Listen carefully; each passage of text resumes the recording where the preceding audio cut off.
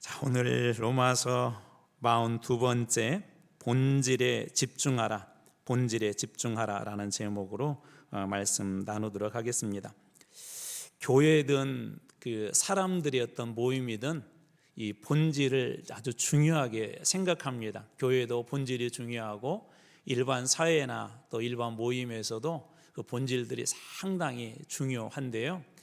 이런 입장에서 볼 때 교회의 갈등의 요인 중에 하나는 본질의 문제냐 비본질의 문제냐를 가지고 종종 이렇게 갈등을 일으키기도 합니다. 교회 역사에서도 이런 본질과 비본질의 그런 싸움들이 있었는데요. 초대교회에서 여러 가지 싸움 중에 음식에 대한 그런 문제가 있었습니다. 음식, 특별히 로마나 고린도 그 지역에서 시장에서 파는 대부분의 그 고기들은 우상의 제물과 관련이 있었어요. 우상에게 제사 드리고 나서 시장에서 파는 겁니다. 문제는 그리스도인들이 그 고기를 사서 먹을 때 이제 이게 문제가 되는 거예요. 우상에게 먼저 절하고 드려진 거잖아요. 그래서 이 문제 때문에 초대교회 안에서 이것을 먹으면 안 된다라고 얘기하는 사람들이 있었고, 어떤 사람이 이것을 먹는다라고 그렇게 주장하는 사람들이 있었습니다. 문제는 뭐냐면 이런 주장들이 첨예하게 대립하다 보니까 교회가 추구해야 될 가장 본질적인 그런 것들이 오히려 조용하게 사라지고 비본질적인 것들 때문에 교회 안에 그런 다툼들이나 어려움들이 있었습니다. 이것을 우리 신학에서는 뭐라고 얘기하냐면 아디아포라라고 하는데요, 구별할 수 없다는 말이에요. 무슨 말이냐면 이게 진리의 문제가 아니라는 거예요. 이게 옳고 그르다, 틀리다, 옳다라고 그렇게 구별할 수 있는 그런 문제가 아니다. 이것은 진리하고는 상관없는 그런 문제라는 것입니다. 그래서 본질이 아니라 비본질적인 그런 문제다라는 거예요. 근데 문제는 이런 비본질적인 그런 다툼이나 그런 싸움 때문에 이 교회의 본질적인 그런 것들이 약화되기도 하고, 또 심각해지면 이 교회가 오히려 위태로워지는 그런 일들도 교회 역사에도 여러 번 있습니다. 예수님의 시험도 이런 측면에서 보면 본질과 비본질의 싸움이죠. 돌덩이가 떡덩이가 되게 하라는 것은 어떻게 보면 비본질적인 그런 문제죠. 육신의 필요를 꼭 너 채워야 된다, 필요하지 않냐, 예수 믿어도 돈 필요하지 않느냐라고 하는 것처럼 어떻게 보면 비본질적인 문제이고요. 성전에서 뛰어내리라 그러면 사람들에게 인정받을 것이다 라고 하는, 어떻게 보면 이것도 교회 안에서는 비본질적인 문제죠. 또 세상의 영광을 다 보여줬으면 주겠다라고 하는 것은 권력과 명예를 강조하는 것도, 이것도 우리 교회 안에서는 본질적인 문제는 아니에요. 먹는 문제라든지 그것이 우리의 인기의 문제라든지 그것은 교회 안에서 중요한 본질적인 문제는 아닙니다. 그런데 사단은 교묘하게 이 교회로 하여금, 그리스도인들 하여금 비본질적인 거에는 집중하게 하고 본질적인 거, 우리가 꼭 추구해야 될 것, 우리 교회 핵심 가치처럼 꼭 추구해야 될 것들에 대해서는 관심이 멀어지게 하고, 그리고 오히려 비본질적인 것에 이렇게 힘을 쏟게 합니다. 그래서 교회가 가져야 될 영적인 힘, 교회가 누려야 될 영적인 축복들을 누리지 못하게 만듭니다. 이와 같은 것을 이야기로 잘 쓴 한 분이 계시는데, C.S. 루이스라고, 그분이 쓴 책 중에 스크루테이프의 편지라고 하는 그 편지가 있어요. 이 내용의 그 핵심들은 뭐냐면 이런 거예요. 그리스도인이나 교회로부터 교회가 비본질적인 것에 자꾸 집중하게 함으로써 형식은 갖춰요. 기도하기도 하고, 예를 들자면 구제하기도 하고, 그런 형식들은 다 있는데, 근데 정작 그 안에 예를 들자면 기도에 대한 진짜 능력이 없는 거예요. 기도의 형식, 기도의 모양도 갖추고, 또 막 이 뜨겁게 성령 충만해서 기도하는 것처럼 기도를 하게 하는데, 기도의 본질은 뭐죠? 하나님과 우리 사이의 관계이고 하나님과 우리 사이의 대화인데, 내가 필요한 것만 구하게 하고 하나님의 뜻은 전혀 물어보지 않는, 그래서 어느 순간 형식적으로 바뀌게 하고, 하나님도 추상적인 하나님으로 정말 믿고 기도하는 것이 아니라 그냥 매주, 그냥 아니면 매 순간 하나님 앞에 립싱크하듯이 하나님은 계시지 않는 그런 기도, 그런 기도를 이렇게 하게 한다는 것입니다. 그래서 결국은 나중에는 이 형식화가 되고 또 의무감이 되고, 의무감에 대해서 교회는 나오는데 기도 생활은 하는데 예배는 하는데 하나님도 계시지 않고 그 가운데 기쁨도 없고 즐거움도 없고 그런 일들이 계속 일어나게 하는 것이 그 사단의 전략이라는 거예요. 그래서 형식화되고 의식화되어서 성도들로 하여금 힘없는 그리스도인이 되게 하는 거, 힘없는 그리스도인이 되게 하는 거. 교회의 진정한 본질에 대해서는 고민하지 않고 비본질적인 것에 그렇게 고민하게 하고, 또 교회에 여러 가지 나름대로 막 고민하시는 분들 계세요. 이게 교회야, 이게 바른 교회의 모습이야, 이렇게 하는 게 올바른 교회야라고 하지만 정말 그런 교회를 추구하기보다는 마치 좋은 교회 감별사처럼, 이런 교회가 좋고 저런 교회가 나쁘고 안 좋고 그런 것처럼 감별사처럼 교회를 정말 사랑하고 교회를 세우기 위한 그런 것보다는 마치 그렇게 판단하는 자, 감별사처럼 변해간다는 것입니다. 이런 배경에는 자기 자신이 옳다라고 하는 강한 신념이 있는데, 오늘 본문의 말씀에서 첫 번째 우리에게 주시는 교훈은 뭐냐면, 사람들은 대부분이 자신의 생각이 옳다고 생각한다는 거예요. 대부분이 자신의 생각이 옳다고 생각한대요. 오늘 본문에도 이런 음식과 절기에 대한 그런 문제에 대해서 이야기하는데, 2절 보면 어떤 사람은 모든 것을 먹을 만한 믿음이 있고 믿음이 연약한 자는 채소만 먹느니라. 이 먹는 문제에 대해서 어떤 사람은 쉽게 얘기하자면, 야, 다 먹어도 괜찮아, 우리가 이미 구원받았는데 뭐 우상의 제물이 뭐야 라고 하면서 다 먹어도 괜찮다는 사람이 있는가 하면, 어떤 사람은 아니야, 그거 먹으면 안 돼, 그렇다는 거예요. 또 5절 말씀에도 보면 어떤 사람은 이 날을 저 날보다 낮게 여기고 어떤 사람은 모든 날을 같게 여기나니. 무슨 얘기냐면, 유대의 정통 절기들이 있죠.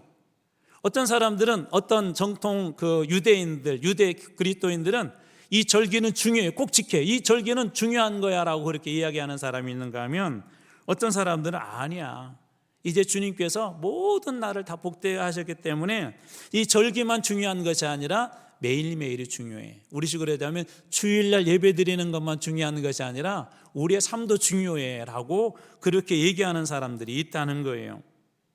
이런 주장에, 이렇게 주장이 첨예하게 막 서로 대립하게 되는 그 배경에는 어떤 배경이 있냐면, 내 생각이 옳아라고 하는 그런 이 배경이 있습니다. 사람들은 일반적으로 자기 자신에 대해서는 과하게 믿는데요.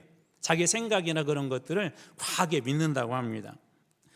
내가 옳다는 그런 의식이 강하다는 것이죠. 그런데 예수님은 뭐라고 말씀하시죠? 오늘 말씀 1절입니다. 믿음이 연약한 자를 너희가 봤되 그의 의견을 비판하지 말아라.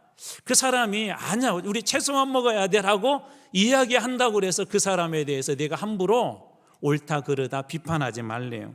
또 3절 말씀에도 먹는 자는 먹지 않은 자를 업신여기지 말고. 먹는 자는 어떤 사람이 먹는 거죠? 소위 믿음인데 이거 문제 안 되는 거야, 우상의 제물이라 하더라도 그 문제 안 돼 라고 믿음으로 먹는 사람, 이게 쉽게 얘기하자면 믿음이 좋은 사람들, 그런 사람들이 이 먹지 않는 자들에 대해서도 업신여기지 말고 비판하지 말라는 것입니다.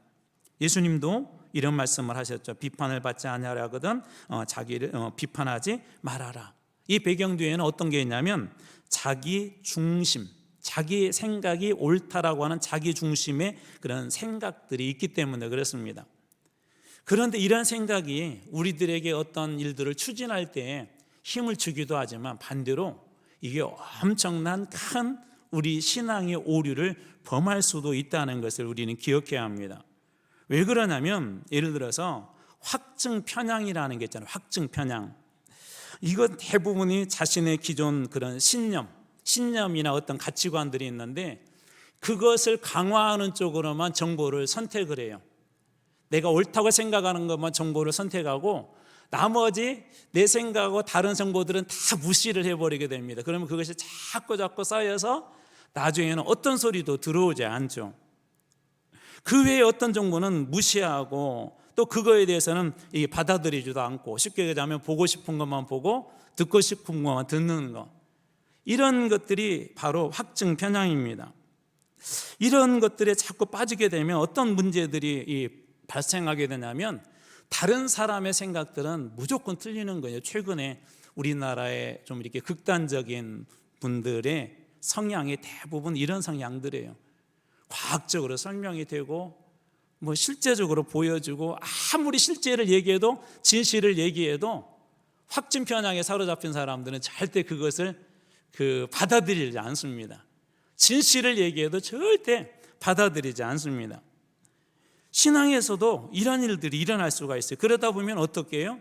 본질보다는 자기 기존의 신념을 우선시하는 오류를 범할 수 있습니다. 심지어 하나님 말씀도 어떻게 갈 수가 있어요? 내가 좋아하는 것만 취사 선택하는 거죠. 나에게 이로운 대로만 취사 선택하는 거예요. 이게 이제 극단적으로 가면 소위 이단이 되기도 하고요, 사이비가 되기도 합니다. 또 하나는 이제 이런 것들이 어떤 걸 형성하냐면, 이제 여러분들이 이렇게 자주 보는 유튜브도 우리 알고리즘이라는 게 사실 그래서 그게 좋은 게 아니거든요. 계속 똑같은 내용들을 계속 쌓아주잖아요. 다른 내용은 전혀 들려주지 않고 쌓게 되면 결국은 우리는 생각이나 어떤 걸 결정하라는데 잘못된 판단을 할 수 있다는 거예요. 또 도덕적인 그 우월감을 가지신 분들이 계세요. 나는 당신보다 도덕적으로 깨끗해, 나는 도덕적으로 잘 살아서, 이게 좋은 것 같은데 문제는 뭐냐면, 도덕적으로 다른 사람보다 우월하다고 확신하는 사람들은 자신의 의견을 받아주지 않으면요, 상대를 적으로 여긴대요. 나는 도덕적으로 우월해, 내가 너보다 깨끗해, 그런 사람들은, 그에 강한 사람들은 자신의 의견을 받아두지 않으면 상대를 적으로 여긴다고 합니다. 롤랑베그라는 분이 쓴 책 중에 도덕적 인간은 왜 나쁜 사회를 만드는가, 제목이 좀 특이하죠. 도덕적인 사람들이 많으면 좋은 사회가 돼야 되잖아요. 안 그런가요? 쉽게 얘기하면 윤리적으로 좀 깨끗하고 막 도덕적으로 살려가는 사람들이 많으면은 좋은 사회가 돼야 되는데 나쁜 사회를 만든다고 그래요. 대다수의 사람들이 앞에 설명한 것처럼 자신이 남들보다 더 도덕적이라고 이렇게 생각하고, 그리고 스스로 도덕성을 획득했다고 생각하고 착각하는 순간부터 이게 일이 틀어지기 시작한답니다. 스스로 모범이 될 만하다는 생각이 결코 모범일 수 없는 행동을 이렇게 낳기도 한대요. 이게 최근에 정치 성향에도 그런 것들이 좀 들어있습니다. 자신이 도덕적이라는 생각만으로도 사람들은 타인이 위반하는 그런 행동, 타인이 잘못하는 행동에 대해서 비난을 퍼붓거나 앙심을 품기도 하고, 남의 잘못에 눈을 부라리면서도 자신에게는 이렇게 관대하대요. 그래서 자신이 이렇게 실수하면, 자신이 잘못하면 남들도 그 정도는 해라고 자기 자신에게는 관대한데, 다른 사람들이 어떤 흠이 있으면 그거에 대해서는 비난을 퍼붓거나 앙심을 품는다고 합니다.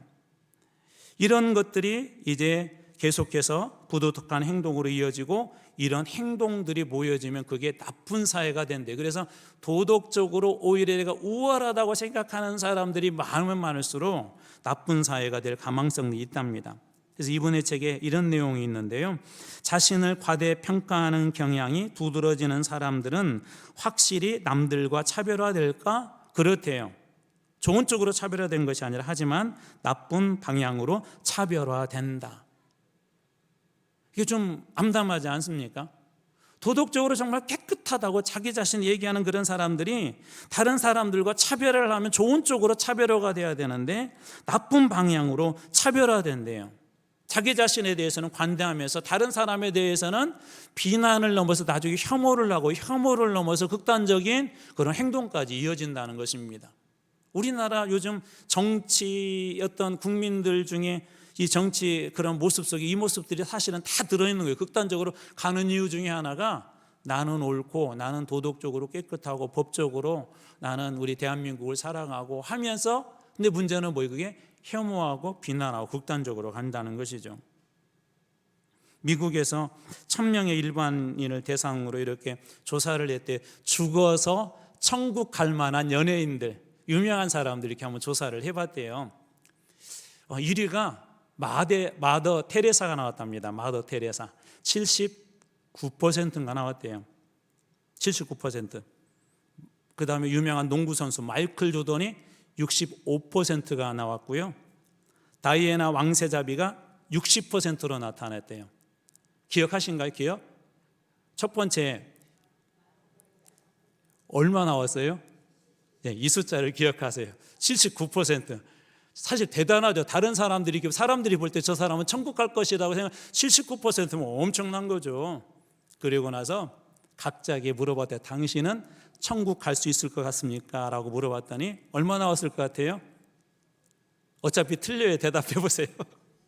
얼마 나왔을 것 같아요? 87%나 나왔대요. 87%. 이게 무슨 얘기냐면 자기 자신에 대해서는 상당히 관대하다는 거예요. 자기 자신에게는 좋은 점수를 주면서 사람들에 대해서는 그렇지 않다는 것이죠. 오늘날 우리 역시도 이런 오류에 그렇다면 빠질 수 있을까요? 없을까요? 있어요. 저를 비롯해서 나 자신은 오라라고 하는 이 오류에 빠질 수 있다는 것입니다. 그래서 오늘 말씀해 주는 두 번째 교훈은, 그러나 그렇기 때문에 우리의 생각이 하나님의 뜻과는 다를 수도 있다는 거예요.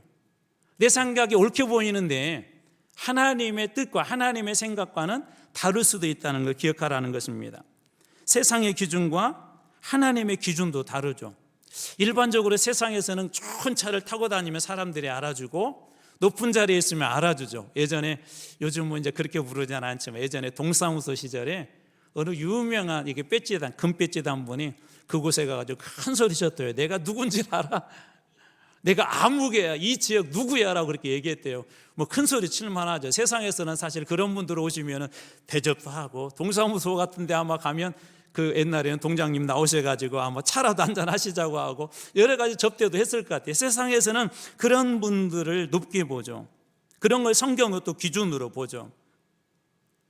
플라톤이 누군가를 섬겨야 한다면 어떻게 행복할 수 있겠는가, 이게 이제 단적으로 그때 당시에 사회 모습을 보여주는 것인데, 누군가를 섬기는 자리에 있는 것은 이게 낮은 거래요. 그래서 이 섬기는 사람은 행복하지 않다. 이때 당시 철학하는 사람이 이런 생각을 할 정도였으니까 당시에 얼마나 이 섬기는 일에 대해서 사람들이 낮게 여기고 보잘것없는 것으로 여겼다는 거 우리가 알 수가 있는데, 그런데 예수님 어떻게 하셨죠? 예수님이 이걸 바꿔버렸잖아요. 오히려 예수님은 나는 너희를 섬기러 왔다고 그래요. 섬기러 왔다. 이 섬기러 왔다는 말이 여러분들이 잘 아는 나중에 집사라고 하는 이름, 그 이름하고 똑같은 어원입니다. 이게 예수님께서 오늘날 여기 되면 나는 교회에 집사로 왔다. 예수님은 왕이시고 교회의 주인이신데 예수님께서 섬기는 자로 그렇게 오셨다는 거예요. 예수님께서 그런 기준을 바꿔버린 거죠. 플라톤의 주장에 하면 예수님은 행복한 사람이 아니에요. 그런데 예수님은 누구보다도 정말 행복하셨던 분이죠. 당시 기준을 바꿔버린 것입니다. 이게 세상의 기준과 예수님의 그 기준이 달랐어요. 하나님의 뜻이 다를 수도 있음을 오늘 말씀에서도 알 수가 있는데, 5절 말씀을 제가 현대 성경을 한번 읽어드려 볼게요. 자, 어떤 사람들은 그리스도인도 하나님께 예배드리는 특별한 날인 유대교의 명절을 지켜야 한다고 주장합니다. 그러나 또 어떤 사람들은 어느 날이나 하나님께 속해 있기 때문에 그렇게 성가시게 만드는 것은 잘못되고 어리석은 것이라고 말합니다. 그 다음 보십시오. 이런 따위의 문제는 각자 자기가 결정할 일이다. 이건 진리의 문제가 아니고 그것 때문에 다툴 필요 없다는 거예요. 교회 안에서 그것 가지고 막 이게 다투냐, 더 중요한 문제가 있는데 이건 비본질의 문제다라고 그렇게 이야기합니다. 하나님의 뜻하고 교회가 주장했던 뜻하고 그들이 주장했던 뜻하고는 전혀 달랐죠. 이 날은 중요하고 저 날은 또 중요하지 않다고 그렇게 말하는 것은 본질이 아니라 그것은 비본질적인 그런 문제라는 겁니다. 이러한 의식을 가졌던 사람 중에 바로 바리새인들이 그랬죠. 그런데 나중에 어떻게 해도 이게 형식화되어지고 사람들 앞에 보여지고 내가 이렇게 하니 신앙생활을 잘한다는 자기 자신을 드러내는, 자기 의를 드러내는 도구가 되었지만, 그러나 그것이 그들의 신앙과 삶에는 올바른 영향력을 끼치지 못했습니다. 그래서 예수님께서는, 사람들은 이 바리새인들을 칭송했을지 몰라도 예수님은 오히려 외식하는 자여라고, 혹은 독사의 자식들아라고 그렇게 말씀하셨던 것입니다. 뿐만 아니라 이들은 가끔 이방인들, 사마리아 사람들에 대해서도 무시를 했죠. 개돼지 취급을 했고 저 사람들은 절대 구원받지 못할 사람이라고 그렇게 얘기했지만, 예수님 뭐라고 말씀하십니까? 디모데전서 2장 4절에 보면 하나님은 모든 사람이 구원을 받으며, 여기에 모든 사람이란 그때 당시에 그들이 무시했던 사마리아와 이방인들, 사마리아와 이방인들도 이 안에는 다 포함되어 있어요. 그러니까 하나님의 생각과 그들의 생각은 어때요? 달랐던 것이죠.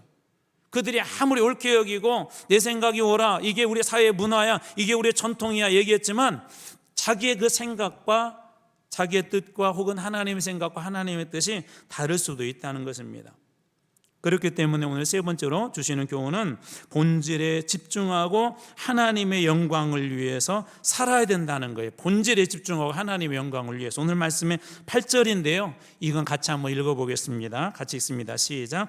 우리가 살아도 주를 위하여 살고 죽어도 주를 위하여 죽나니 그러므로 사나 죽으나 우리가 주의 것이로다. 살아 죽으나 우리는 누구의 것이라고요? 주의 것이다. 주님의 뜻을 이루어내고 주님의 뜻을 위해서 살고 주님의 영광을 위해서 하는 거.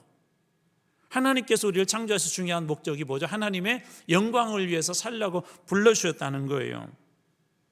예수님에게도 이런 시험이 있다고 그랬죠. 사역을 시작할 때 본질의 문제는 제껴두고 비본질의 문제에 이 사단이 집중하게 하는데 예수님은 그 문제를 깔끔하게 해결하시죠. 예수님께서 마지막 죽음의 순간에도 본질 문제와 비본질적인 문제가 이렇게 부딪히게 되었습니다. 예수님의 육신이 죽을 수도 있고 아니면 이제 십자가에 매달려서 조롱받을 수도 있고 그런 상황이 될 때 예수님의 그 싸움은 본질과 비본질의 싸움이었습니다. 그래서 그 십자가를 앞에 두고 예수님께서 마태복음 26장 39절에 이렇게 말씀하십니다. 조금 나아가사 얼굴을 땅에 대시고 엎드려 기도하여 이르시되 아버지여 만일 할만하시거든 이 잔을 내게서 지나가게 하옵소서. 그것은 예수님의 육신의 예수님의 마음이었죠. 그러나 나의 원대로 마옵시고 아버지의 원대로, 아버지 뜻대로 하십시오. 본질에 집중하는 것이 얼마나 어려운지를 예수님도 보여주신 거예요. 예수님 십자가 안 지셔도요, 예수님이 가진 그 능력만 가지고도요, 그 오늘날 얘기하면 성공하는 목회하셨을 거예요. 큰 교회 지으실 수 있었을 거예요. 수십만 명 몰려들었을 거예요. 사람들에게 칭송받았을 거예요. 기적이 나타나고 이적이 나타나고 말씀이 은혜가 있었기 때문에 수많은 사람들에게 감동을 주었을 거예요. 그런데 예수님에게서는 그것이 중요한 본질은 하나였어요. 뭐죠? 구원하는 일. 십자가에서 마지막 그 사명을 완성하는 일이 예수님에게는 가장 중요한 본질적인 그런 그 사명이었던 것입니다. 본질에 집중하는 것이 얼마나 어려운지를 이 예수님이 보여주신 거예요. 그래서 예수님의 사역 시작도 마찬가지고 예수님의 사역의 마무리하는 단계도 마찬가지고 본질과 비본질의 싸움이 이 양쪽 끝에서 끊임없이 일어납니다. 이게 무슨 얘기죠? 우리가 참 주님 앞에 이렇게 부르심 받아서 어떤 사역자로 혹은 여러분들이 직분자로서 하나님 앞에 이렇게 부름받아 우리 각자 나름대로 가슴속에 뜨거운 결심을 해요. 내가 집사로서, 내가 권사로서, 내가 장로로서, 내가 목사로서 정말 하나님 앞에 신실하게 살아야지 하는 그런 본질적인 그런 사명에 충만해서 주님의 일을 처음에 그렇게 시작을 합니다. 예수님처럼 나름대로 시험도 이겨내죠. 근데 정말 우리의 인생이 마지막 끝날 때 그때도 나는 정말 예수님께서 나에게 맡겨준 이 본질적인 사명을 잘 감당했는가, 예수님처럼 마지막 순간에도 정말 고민하고 자꾸 세상적으로 돌아가려고 하고 자식들이 손해보면 안 되는데, 내가 부끄러움 당하면 안 되는데, 내가 이렇게 내 인생이 끝나면 안 되는데 라고 하면서 본질과 비본질의 그런 싸움들이 있을 때 정말 주님께서 맡겨준 그 사명을 위해서 나도 십자가를 마지막 순간까지 질 수 있냐는 거예요. 우리는 이런 싸움을 하셔야 돼요. 교회 안에도 오늘날에도 끊임없이 비본질적인 것과 본질적인 싸움들이 있습니다. 중요한 본질적인 것들은 놓치면 안 돼요. 근데 비본질적인 것들은요, A도 괜찮고 B도 괜찮아요. 본질적인 것들은 그러나 놓치면 안 됩니다. 구원의 문제, 우리의 믿음의 문제, 영생의 문제, 또 우리가 맡겨진 사명의 문제, 이런 것들은 놓치면 안 돼요. 예수님께서도 그 마지막 순간까지 이런 시험이 있다면 우리의 삶에도 마찬가지입니다. 종종 아주 유명하고 멋지게 한국교회를 섬겼던 분들이 마지막 순간에 무너지는 것을 가끔 이렇게 보게 돼요. 처음에는 정말 뜨겁게 하셨고 그분의 열정이 느껴지고 진심이 느껴지고 한국교회를 사랑했던 그런 모습들이 느껴지고, 그런데 마지막 순간에 무너지는 많은 분들을 봅니다. 그건 무슨 얘기죠? 우리도 예외가 아니라는 거예요. 예수님도 그렇게 시험했다면 예수님도 끊임없이 본질에 집중하지 않고 비본질적인 거, 교회가 해야 될 본질적인 삶이 영혼을 살리고 생명을 살리고 하나님을 영화롭게 하는 이것 외에 다른 것에 자꾸 우리의 눈이 돌아간다면 교회로서의 기능은 없어질 거예요. 병원의 가장 중요한 기능이 뭐죠? 이익을 내는 일인가요? 아니죠. 가장 중요한 사명 중에 하나는 뭐예요? 사람의 생명을 살리는 것이죠. 그런데 예를 들어서 병원이 이익만 생각을 하고 이 사람은 돈이 안 돼. 그러니까 당신은 안 받아주겠습니다. 이 사람은 돈이 돼. 그러니까 당신은 받아주겠습니다. 그러면 병원으로서 죽은 병원이죠. 교회에 맡겨진 가장 본질적인 사명이 무엇이에요? 여러분들에게 이번 저희들이 여름 되기 전까지 구역 예배를 들어가게 이게 시작하게 될 터인데 계속 진행하게 될 터인데 여러분들에게 맡겨진 가장 중요한 본질적인 것들이 뭘까요? 하나님께서 우리에게 맡겨준 그런 것에 우리가 집중하지 않으면 자꾸 다른 것에 눈이 가요. 운전해 보신 분들 아시겠지만 운전을 하다가 다른 것에 자꾸 눈이 가게 되면 사고 날 확률이 많죠. 교회도 마찬가지입니다.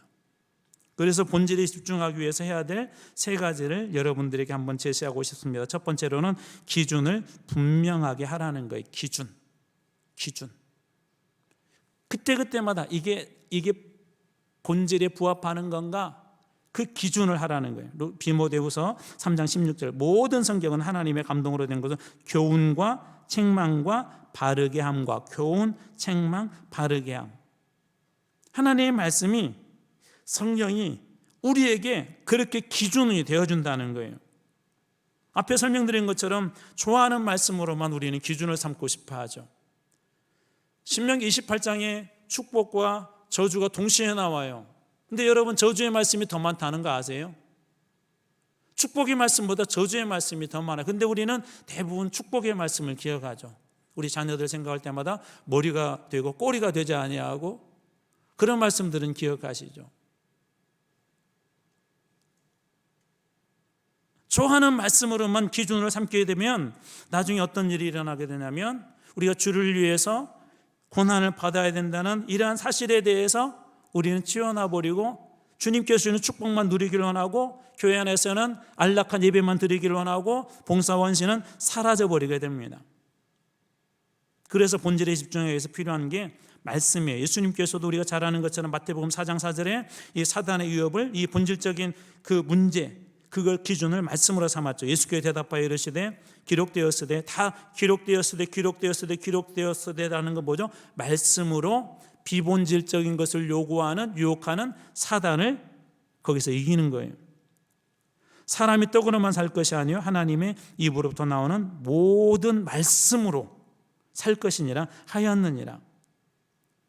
본질과 핵심을 지키려면 나의 기준을 끊어버리고 하나님의 말씀이 끊임없이 우리 자신을 점검하고 말씀이 기준이 되어야 합니다. 끊임없이.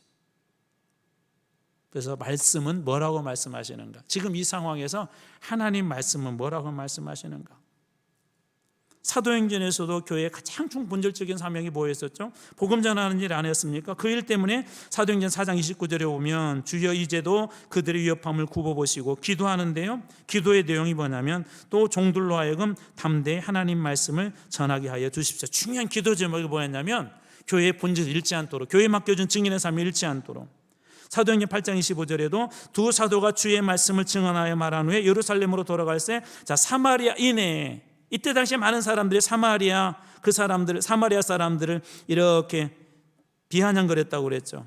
비난했다고 그랬죠. 그런데 사마리아인의 여러 마을에서 복음을 전하니라. 이 본질적인 사명을 세상 사람들이 이렇게 했지만 본질적인 사명을 이 사도들은 놓지 않습니다.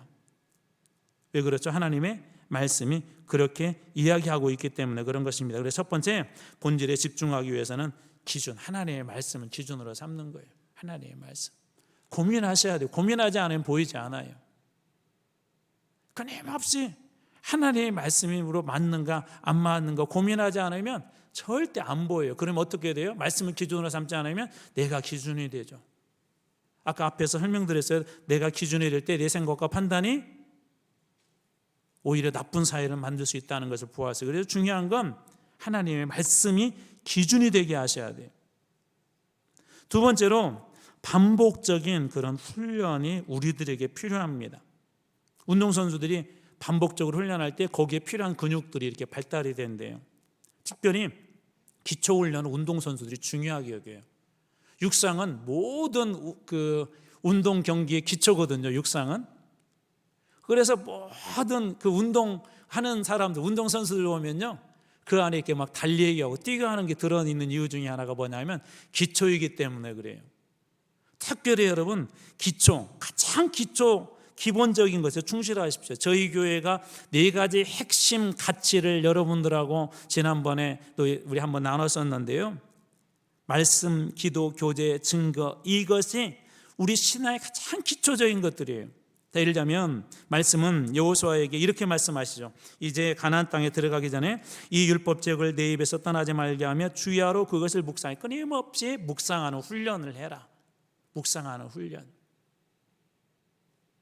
영적인 것도 여러분 훈련이 필요해요. 말씀도 여러분 필요해요. 묵상하는 훈련들이 필요합니다. 그래야 주님이 말씀해 주세요. 음악을 끊임없이 이렇게 연습하고 훈련하기 때문에 그 음의 소리가 들리는 거예요. 우리 여기 임마누엘 중창단도 계시는데 중창단 연습을 하잖아요. 자기 파트 연습을 한단 말이에요. 우리는 잘 모르지만 저분들은 피아노 소리를 들으면 자기 소리가 들려요. 거기에 반응을 해서 내가 그 소리를 내고 그런 서로 다른 소리들이 합쳐져서 화음이 되고 아름다운 노래가 되고 아름다운 노래 사람들에게 감동을 주죠. 반복적으로 연습하고 훈련하기 때문에 들리는 거예요. 말씀도 마찬가지예요. 그래서 그것을 주야로 묵상하라는 것, 주야로 하나님의 음성을 여러분들이 듣도록 하시라는 거예요. 기도에 대해서도 뭐라고 말씀하십니까? 반복을 강조하지 않습니까? 데살로니가전서 5장 17절 쉬지 말고 무엇하라고요? 기도하라. 계속해서 반복하라는 것이죠. 히브리서 10장 25절 말씀, 기도, 교제, 우리 이 성도들의 교제를 이야기하는데 모이기를 피하는 어떤 사람들의 습관같이 하지 말고 오직 권하여 그날이 가까움을 볼 수 있도록 더욱 잘 모이자. 예배드리고 모이고. 여러분, 모이지 않으면 천국을 경험할 수가 없어요. 물론 모이는 가운데 우리 불편한 것들도 있죠. 모이는 가운데 모든 사람들의 마음이 다 맞는 게 아니기 때문에 불편할 때도 있어요. 그런데 성경 분명히 무엇을 얘기하냐면 교제의 중요성, 저희들 한번 나눴었죠. 성도의 교제. 모여야 그 가운데서 하나님이 주시는, 모이는 곳에만 주시는 은혜들이 있어요. 사도행전 2장에서도 모였기 때문에 성령의 역사들이 있었던 것이고요. 모였기 때문에 교회가 세워졌던 것이고, 모였기 때문에 나눌 줄도 알고 갈등이 있었지만 다시 본질로 돌아오면서 구제 문제 때문에 잠시 동안 갈등이 있었지만 다시 그 교회가 하나님이 원하시는 그런 모형들 하나 둘씩 찾아가죠. 모였기 때문에 가능한 것이죠. 그래서 그날이 가까움을 볼수록 더욱더 잘 모이자. 구역 예배도 번거롭게 생각하지 마시고 자주 모이세요. 자주 식사도 하시고 모이시고 카톡에서 말씀도 은혜 나누시고요. 별것 아닌 것 같은데 어느 날 이렇게 길거리를 가다가 혹은 여러분들이 이렇게 스마트폰으로 음악을 들다가 그런 경험 있으시죠? 어떤 음악을 딱 아니면 어떤 찬송이 내 귀에 딱 들려오는데 순간 눈물이 픽 돌아요. 나도 말할 수 없는 그런 눈물이 이렇게 흘러요. 그 음악이 내 상황과 내 삶의 어떤 것을 터치한 거죠. 어느 집사님하고 이렇게 이 통화를 하고 또 그 집사님을 위해서 기도하고 있는데 어느 하나님이 말씀을 주셨어요. 그 집사님하고 나누고 싶었어요. 집사님, 저도 요즘 이러는데 하나님께서 묵상한 중에 이 말씀을 주셨어요. 집사님 힘들지만 힘내세요. 하나님 말씀 이렇게 나눌 때 그 집사님 마음속에 어느 순간 어느 누구도 할 수 없는 성령님의 터치가 일어나게 되고 그 마음속에서 말할 수 없는 눈물들이 쏟아져 나오기 시작하고 하나님을 그분이 다시 찾게 되고 그렇게 해서 회복이 되어지는 거예요. 교제의 축복이 이래요. 저는 여러분들이 교제할 때 여러분 그 삶 속에서 교제 가운데 그렇게 살아나는 축복을 주님으로 축원합니다. 또 네 번째로 우리 말씀, 기도, 교제, 그 다음 뭐죠? 증거죠. 증거.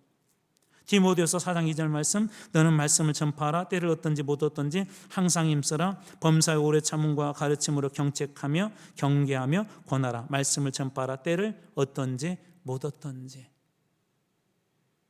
영혼을 살리는 일, 아니 생명을 살리는 일, 의사나 소방관이 자기가 시간 날 때만 수술실에 들어가고 시간 날 때만 화재 현장에 가고 편안할 때만 그러는 게 아니라 그런 상황이 발생하면 언제든지 출동하는 것처럼 하나님께서는 그 사람이 지금 믿겠다 안 믿겠다고 한다 할지라도 때를 얻지 못할지라도 이 복음을 전하는 일들을 계속하라 그렇게 이야기합니다. 이것도 뭐죠? 반복이죠. 반복. 물이 끓는 게 99도까지는 안 끓는데요. 근데 이제 1도만 올라가면 그게 임계점이라고 하는데 그 1도 올라가면서 순식간에 이 물이 액체가 기체로 바뀌는 거예요. 전도해 보신 분들은 아실 거예요. 어느 순간에 딱 넘어지는 때가 있어요. 저는 작년에도 저희 교회 집사님들 중에 신앙생활을 이렇게 내려놔서 돌아오신 가정이 있었고 그전에도 계셨잖아요. 그냥 돌아온 게 아니라 많은 분들이 권면이 있었고 기도가 있었고 계속해서 사랑으로 섬겼기 때문에 그분들이 돌아오신 거예요. 저는 여기 우리 구역들이 5, 6년 동안 우리 구역 식구들뿐만 아니라 주변의 분들 그렇게 놓고 기도할 때 많은 분들이 돌아오는 그런 역사가 일어날 주님으로 축원합니다. 이게 우리 핵심이에요. 반복적으로 해야 될 것입니다. 마지막 세 번째로 겸손하라는 거예요. 겸손하라. 본질에 집중하기 위해서 겸손하라. 스스로 점검해 봐라는 것입니다. 고린도전서 10장 12절 그런즉 선줄로 생각하는 자는 내가 오라 나 도덕적으로 깨끗해 라고 하는 자는 넘어질까 조심하라. 스스로 점검하고 내가 정말 맞는지 올바르게 가고 있는지 그래서 잘 될 때 조심해야 된다는 하죠. 또 빌립보서 2장 3절 아무 일이든지 다툼이나 허영으로 하지 말고 오직 겸손한 마음으로 각각 자기보다 남을 어떻게 여기요? 낮게 더 옳게 여기고 존중해주고 예수님도 어떻게 하셨습니까? 빌립보서 2장 8절 사람의 모양으로 나타나 자기를 어떻게 해요? 낮추셨기 때문에 예수님께서 십자가라는 그런 본질을 지킬 수 있었던 거예요.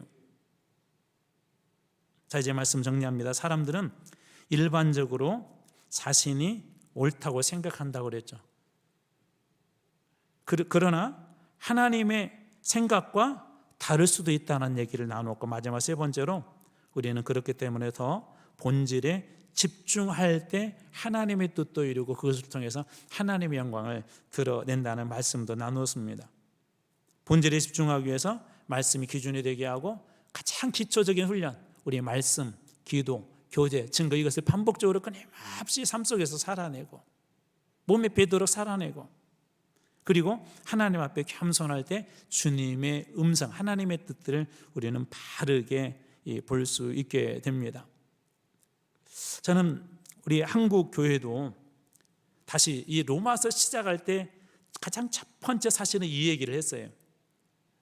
그때 당시에 첫 번째 시간에 우리 로마서를 이야기하면서 교회의 본질, 복음의 본질로 다시 복음으로 돌아가자라고 그런 얘기를 했는데 이제 끝부분에 다시 이런 얘기를 하는 이유는 오늘 우리에게도 이 부분이 아주 중요하기 때문에 그렇습니다. 여러분 늘 고민하십시오.